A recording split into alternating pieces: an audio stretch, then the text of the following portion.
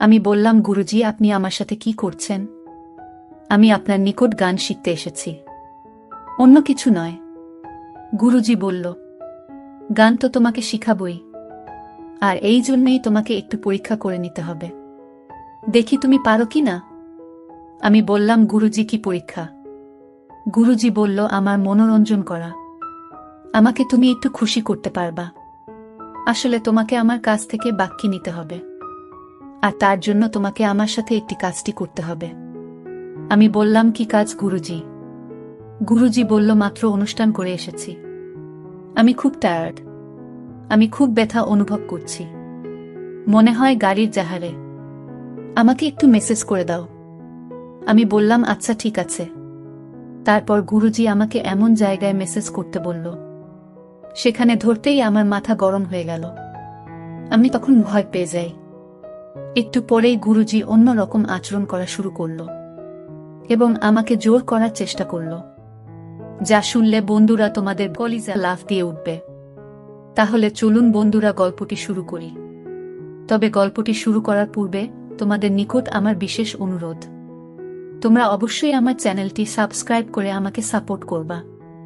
Hello বন্ধুরা, আমি রিমকি। আমার বর্তমান বয়স 25। তবে আমি আপনাদের সামনে আজকে যে গল্পটি বলবো সেটি আমার নিজের জীবনের গল্প। তবে গোপনীয়তার রক্ষার জন্য আমি আমার ছদ্ম নাম ব্যবহার করেছি। গল্পটি হলো, আমি যখন ক্লাস 9-এ পড়ি তখন আমার আনুমানিক বয়স হবে 15 থেকে 16। আমার বাবা একজন ছোটখাটো শিল্পী। বাবা মা দুজনেই বাউল গান খুব পছন্দ করত, আর আমার বাবা মারও স্বপ্ন আমি একজন নামকরা বাউল শিল্পী হই। আর আমারও ছোটবেলা থেকেই বাউল গান করার খুব শখ।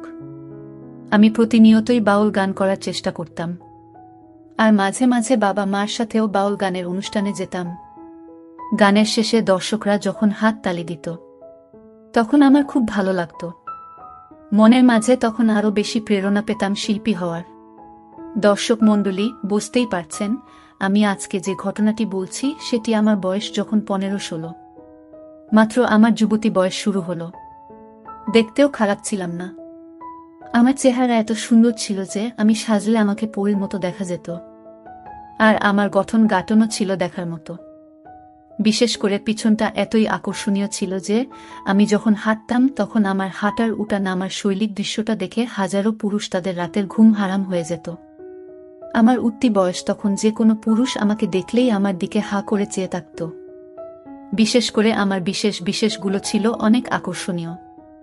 ছেলেরা আমাকে দেখলেই ইয়ার্কি মারত। আমি তাদের ইয়ার্কি পেয়ে অনেক মজা পেতাম। তখন তো আর এত কিছু বুঝতাম না। ছেলেদের ইয়ার্কি পেলে ভালোই লাগত। প্রতিদিন অনেক ছেলের প্রস্তাব পেতাম, কিন্তু মন দেওয়ার মতো কাউকে পেতাম না। মূলত আমি যে রকম ছেলে খুঁজতেছিলাম তেমন ছেলে পেতাম না। একদিন একটি ছেলে, আমি যখন স্কুল থেকে আসছিলাম তখন মোটর সাইকেলে করে আমার পিছু নিল। ছেলেটি দেখতে অনেক হ্যান্ডসাম, উচ্চতা 5 ফুট 7-8 ইঞ্চি হবে। একটু নির্জন জায়গায় গিয়ে মোটর সাইকেল থেকেই আমাকে বলে, হ্যালো সুন্দরী, লাভ ইউ, তুমি অনেক সুন্দর, তোমাকে আমার মনে ধরেছে। এই কথাটি বলেই চলে গেল। বাট আমি তাকে কিছুই বলতে পারলাম না। পরের দিন এই ছেলেটি আবার আমার পিছু নিল। মোটর সাইকেলে থেকেই আমাকে একটি ফুল আর একটি প্যাকেটে কতগুলো দামি দামি চকলেট দিয়ে কিছু না বলে লজ্জায় চলে গেল। আমিও তার এটি নিলাম। নিয়ে বাসায় গিয়ে দেখি চকলেটের প্যাকেটের ভিতর একটি কাজকে একটি মোবাইল নাম্বার দিয়ে রেখেছে। তার দেওয়া প্যাকেটের ভিতরে কাগজটির মধ্যে লেখা, যদি আমাকে আপন মনে করো তাহলে আমার রিকোয়েস্ট রইল আমাকে একটি ফোন দিবা। আমি তোমার ফোনের অপেক্ষায় রইলাম। পরের দিন আমি তার নাম্বারে কল দিতেই সে আমার ফোন পেয়ে আনন্দে আত্মহারা হয়ে উঠল। এইভাবে তার সাথে আমার প্রতিদিন একটু একটু করে কথাবার্তা চলতে থাকে। আর অপরদিকে আবার বাবা মা আমাকে বলল, রিমকি, তুই আমাদের একমাত্র মেয়ে, তোকে নিয়ে আমাদের অনেক স্বপ্ন, তুই বড় হয়ে অনেক নামকরা শিল্পী হবে, তোকে নিয়ে আমাদের অনেক আশা। মা, তুই কি আমাদের আশা পূর্ণ করবে না? আমি বললাম, বাবা, তোমাদের আশা পূরণের জন্য আমি সবকিছু করতে প্রস্তুত, তোমরা বলো আমাকে কি করতে হবে। তারপর বাবা একটু চুপ করে থেকে বলল, মা, তোকে অনেক বড় বাউল শিল্পী হতে হলে একজন বড় গুরুজির নিকট থেকে শিক্ষা নিতে হবে। এখন আমরা চাচ্ছি দেশের নামকরা একজন বাউলের নিকট তোকে পাঠাতে। সে তোকে অনেক বড় শিল্পী বানাতে পারবে। আর তোর মেধাও একেবারে খারাপ না। এখন তুই কি বলছ মা? আমি বললাম, বাবা মা তোমরা যা করো তাতে আমার কোনো আপত্তি নাই। তোমরা যদি মনে করো যে বড় বাউল শিল্পীর নিকট থেকে আমাকে শিক্ষা গ্রহণ করতে হবে, তাহলে তাই করো।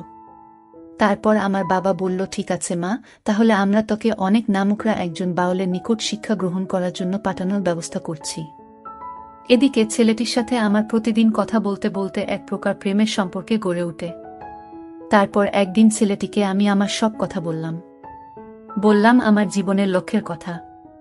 আমি বললাম, আমি অনেক বড় বাউল শিল্পী হতে চাই, আর এ ব্যাপারে আমার যথেষ্ট অভিজ্ঞতাও আছে। এখন তুমি কি বলো? ছেলেটি বলল, সমস্যা নাই, আমিও একজন বাউল প্রেমী। বাউল গান আমিও অনেক ভালোবাসি, আর এজন্য তোমাকে আমিও যথেষ্ট হেল্প করার চেষ্টা করব। এদিকে আমার বাবা মা একজন নামকরা বাউল শিল্পীর সাথে কথা বলে আমাকে সেখানে পাঠানোর ব্যবস্থা করেছে। আমিও অনেক বড় শিল্পী হওয়ার আনন্দে সেখানে চলে গেলাম। আমাকে আমার বাবা মা বাউল শিক্ষক অর্থাৎ দেশের নামকরা একজন বাউল গুরুজির নিকট আমাকে নিয়ে গেল। তারপর গুরুজি আমাকে খুব ভালো করে দেখল এবং জিজ্ঞাসা করল, তোমার নাম কি? আমি বললাম, গুরুজি আমার নাম রিমকি। তারপর আমাকে আরও অনেক কিছু জিজ্ঞাসা করল। আমি গুরুজির সকল কথা সঠিকভাবে উত্তর দেওয়ার চেষ্টা করলাম। গুরুজি আমার উত্তর শুনে আমাকে বলল, মা, একটি বাউল গান গেয়ে আমাকে শোনাও তো। আমি গুরুজির সামনে একটি গান গেয়ে শোনালাম। গুরুজি আমার গান শুনে আমার বাবা মাকে বলল, বাহ বাহ, আপনার মেয়ের কণ্ঠ তো বেশ মিষ্টি। আপনার মেয়ে দেখবেন একদিন দেশের নামকরা শিল্পী হবে। বাবা মা আমাকে গুরুজির এখানে শিক্ষা গ্রহণ করার জন্য রেখে চলে আসে। গুরুজির এক ছেলে, দুই মেয়ে, আর আমি থাকি আলাদা রুমে। প্রতিদিন গুরুজি আমাকে দুপুর বেলা গান শিখাতে আসত। প্রথম দিন যখন গুরুজি আমাকে গান শিখাতে আসলো, তখন দেখলাম গুরুজি মাঝে মাঝে আমার দিকে কেমন করে যেন চেয়ে থাকে। আমি ভাবলাম, গুরুজি মনে হয় এইভাবে মানুষের দিকে চেয়ে থাকে। কিন্তু দিন যত যাচ্ছে গুরুজি তত ভিন্ন রকম আচরণ করতে শুরু করল। বাট আমি কিন্তু বলতে পারতাম না গুরুজি বলে কথা। আর আমার বাবা মাও গুরুজিকে অনেক বিশ্বাস করে। 10-15 দিন যাইতেই দেখি গুরুজি যখন আমার এখানে গান শিখাতে আসত, তখন গুরুজি আমাকে অনেক সময় ধরে গান শিখাতে। আমি যখন বাদ্যযন্ত্র বাজাতে পারতাম না, তখন উনি এমনভাবে ধরে শিখাতো যাতে শিহরণ জাগে। আস্তে আস্তে গুরুজি আমার সাথে ফ্রি হতে শুরু হলো। মাঝে মাঝে গুরুজি আমার সাথে এমন আচরণ করে মনে হতো গুরুজি আমার বয়ফ্রেন্ড। এইভাবে চলতে থাকলো আমার বাউল গান শিখা। একদিন গুরুজি আমাকে গান শিখাচ্ছিলেন, আর গান শিখার সময় মাঝে মাঝে আমার সাথে আবেদনময়ী হওয়ার চেষ্টা করছেন। ঠিক এমন সময় আমার প্রেমিক আমাকে ফোন দিয়ে বলল, জানু কেমন আছো? আমি বললাম, ভালো আছি। তুমি কেমন আছো? সে বলল, জি আমিও ভালো আছি। সে বলল, জানু কি করছো? আমি বললাম, গুরুজি আমাকে গান শিখাচ্ছেন। তারপর সে বলল, আচ্ছা ঠিক আছে, তাহলে গান শিখো, আমি পরে কল দিব। এই বলে সে ফোন রেখে দেয়। আমি ফোন কাটার পর গুরুজি আমাকে বলল, কে ফোন দিয়েছিল? আমি বললাম, গুরুজি, আমার ফ্রেন্ড। তারপর আমাকে গুরুজি বলল, ছেলে নাকি মেয়ে? আমি বললাম, গুরুজি ছেলে। তখন গুরুজির মনটা দেখি খারাপ হয়ে গেল। তারপর গুরুজি আমাকে বলল, এখন এই সব ফ্রেন্ড সেন্ড বাদ দাও। বড় শিল্পী হতে হলে আগে গুরুজির সাথে প্রেম করো, আর গুরুজিকে খুশি করো। আমি ভাবলাম গুরুজি আমার সাথে মজা করছে, কিন্তু আস্তে আস্তে গুরুজির আচরণ আমার সাথে রহস্যজনক মনে হলো। এইভাবে 1 মাস চলে গেল। 1 মাস পর গুরুজি আমাকে বলল, রিমনি, আমরা একটি বড় বাউল অনুষ্ঠানে কক্সবাজার যাব। সেখানে 3টি অনুষ্ঠান, আর সেখানে 3 দিন থাকব। তুমি সেখানে কি আমাদের সাথে যাবে? রিমকি বলল, গুরুজি আপনার সাথে যেতে পারলে তো আমি অনেক খুশি হব। আর তাছাড়াও কক্সবাজার আমি কোনো দিন যাইনি। গুরুজির কথায় কক্সবাজার যেতে রাজি হয়ে গেলাম। তারপরের দিন গুরুজি, আমি সহ আমাদের একটি টিম কক্সবাজার যেতে রওনা হলাম। কক্সবাজার গিয়ে প্রথম দিন আমরা সরাসরি গানে আসরে চলে গেলাম। পাশা 3টি বাউল গান একদিন পরপর, তাই আমাদেরকে 3 দিন থাকতে হবে।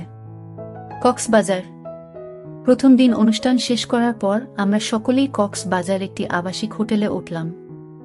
আমাদের টিমের সকলেই আলাদা আলাদা রুমে। কিন্তু গুরুজি বলল, রিমকি, আমার শরীরটা বেশি ভালো না, তুমি আমার সাথে কিছুক্ষণ থাকো। আমি বললাম, গুরুজি ঠিক আছে। তারপর গুরুজি ফ্রেশ হয়ে আসলো, আমিও ফ্রেশ হয়ে আসলাম। গুরুজি আমাকে বলল, রিমকি, আমার মাথা খুব ব্যথা করছে, আমার চুলটি একটু টেনে দাও। আমি বললাম, ঠিক আছে গুরুজি, আমি টেনে দিচ্ছি।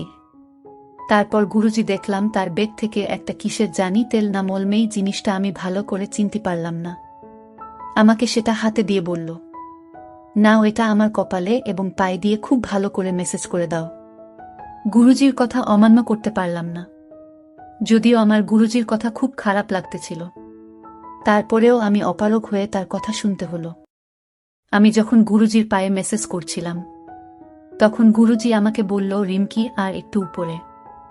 আস্তে আস্তে গুরুজি আমাকে এমন জায়গায় মেসেজ দিলে বলল, সেখানে মেসেজ দেওয়ার পরেই আমি চমকে গেলাম। তারপর গুরুজি একটা ইলেকট্রনিক সিদ্ধি কলকি ধরালো এবং আমাকে এমন একটি জিনিস খেতে দিল। আমি বললাম, না গুরুজি, আমি খাবো না।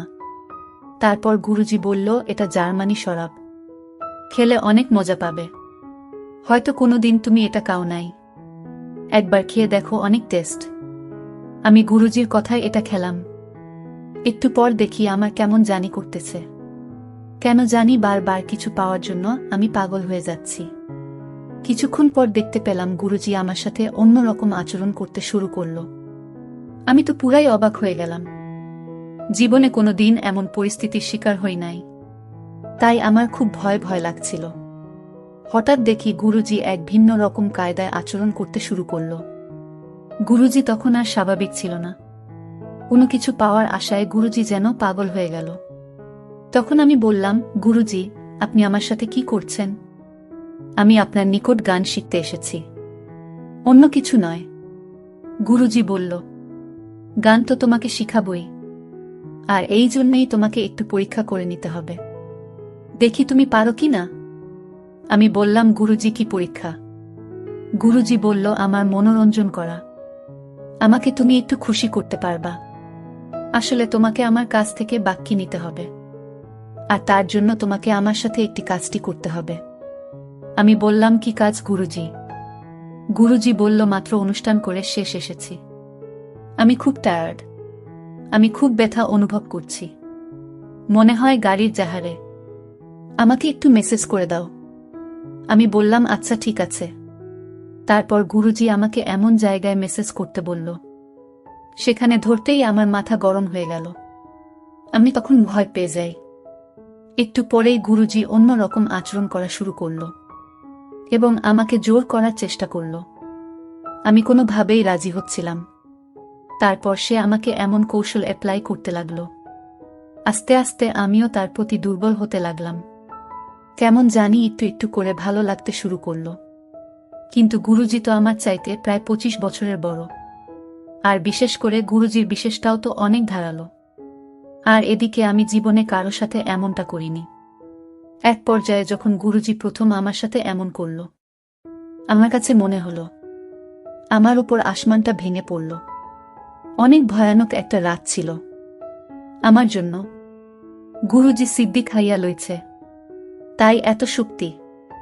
এইভাবে প্রায় 2 ঘন্টা বিনোদন করার পর গুরুজি ঘুমিয়ে পড়ল। পরের দিন সকালে আমি অসুস্থ হয়ে পড়লাম। আমি বললাম, গুরুজি, আমি বাড়ি চলে যাব, আমার খুব খারাপ করছে। তারপর গুরুজি আমাকে গাড়িতে তুলে দিল। আমি বাড়ি চলে আসলাম। বাড়িতে আসতেই বাবা মা আমাকে ডেকে ডাক্তার আনলো। এরপর প্রায় 1 মাস চিকিৎসার পর আমি সুস্থ হলাম। 1 মাস পর আমার প্রেমিকের সাথে আমার কথা। আমি বললাম, তুমি আমার সাথে একটু দেখা করতে পারবা? সে বলল, অবশ্যই পারবে। তারপর তার সাথে আমি দেখা করি এবং তাকে বলি, আকাশ, তুমি কি আমায় ভালোবাসো? সে বলল, অবশ্যই। তারপর আমি বললাম, তাহলে চলো আজকেই তোমাকে বিয়ে করব। সে বলল, ওকে। তারপর আমি তাকে বিয়ে করে ফেলি। জীবন থেকে বাউল শিল্পী হওয়ার স্বপ্ন চিরদিনের জন্য মুছে ফেলি। এখন আমি খুব সুখেই আছি আমার স্বামী সংসার নিয়ে। সবাই আমার জন্য দোয়া করবেন। বন্ধুরা, তোমাদের নিকট আমার একটি ছোট্ট প্রশ্ন। এ গল্প থেকে তোমরা কি শিখতে পারলে? দয়া করে কমেন্ট করে জানাবে। বন্ধুরা, ভিডিওটি যদি ভালো লাগে তাহলে একটি লাইক দিন। আর তোমরা যদি এইরকম ধরনের ইন্টারেস্টিং ভিডিও পেতে চাও তাহলে দয়া করে আমার চ্যানেলটি সাবস্ক্রাইব করো। পরিশেষে তোমাদের সকলের নেক হায়াত কামনা করি। ভিডিওটি দেখার জন্য তোমাদের সকলকে অসংখ্য ধন্যবাদ।